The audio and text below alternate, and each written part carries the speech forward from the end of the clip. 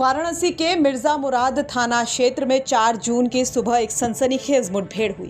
Police की गिरफ्त से भागने की कोशिश कर रहे युवक ने अचानक पिस्तौल छीन ली और पुलिस पर फायरिंग शुरू कर दी। जवाबी कार्रवाई में पुलिस ने उसके दाहिने पैर में गोली मार दी और घायल हालत में उसको गिरफ्तार किया। पकड़े गए युवक का नाम साहब बिंद है। ये वही शख्स है जिसे 22 साल की MSc फर्स्ट ईयर की छात्रा अलका बिंद की निर्मम हत्या के मामले में फरार घोषित किया गया था। पूरा मामला 2 जुलाई की सुबह शुरू हुआ जब अलका अपने घर से ये कहकर निकली कि वो एग्जाम देने जा रही है, लेकिन शाम तक जब वो घर नहीं लौटी तो परिवार वाले परेशान हो गए। तलाश शुरू की गई और फिर वो खौफनाक सच सामने आया जिसने पूरे रूपापुर गांव को दहला दिया। अलका का शव होटल विधान बसेरा के एक कमरे में मिला।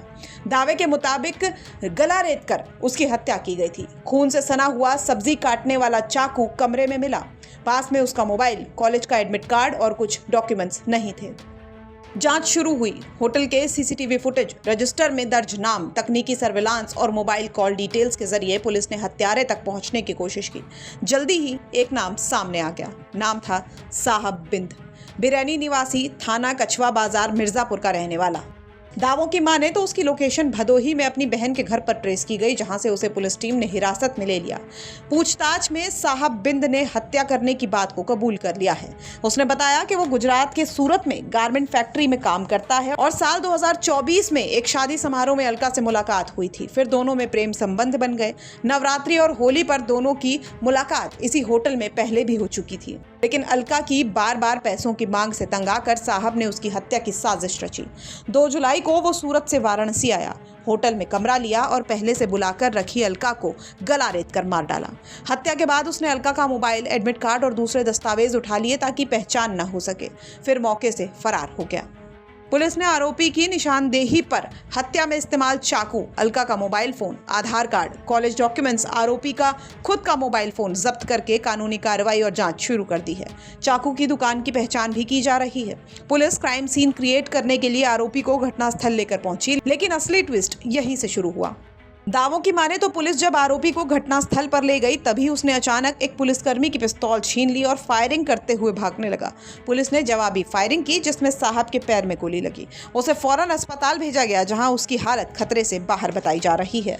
वहीं इस पूरे मामले को लेकर DCP गोमती जोन आकाश पटेल ने बताया कि CCTV, मोबाइल लोकेशन और एविडेंस के आधार पर आरोपी को गिरफ्तार किया गया है। हत्या का मकसद व्यक्तिगत रंजिश और पैसों की मांग से जुड़ा हुआ है। आगे की जाँच जारी है। कल दिनांक 2 तारीख को थाना मिर्जा मुराद क्षेत्र में एक ढाबा है होटल विधान बसेरा के नाम से, वहां पर एक 22 वर्षीय युवती का शव संदिग्ध अवस्था में मिला था। इस संबंध में परिजनों की तहरीर पर अभियोग पंजीकृत करके विवेचनात्मक कार्रवाई कर दी गई। मौके पर लगे CCTV फुटेज, इलेक्ट्रॉनिक एविडेंसेज, इन सबके माध्यम से एक नंबर और एक अभियुक्त का नाम सामने आया था। फुटेज में दिख रहा था कि एक लड़का जो होटल में पहले आता है, उसके बाद वो युवती भी उसी होटल में आती है।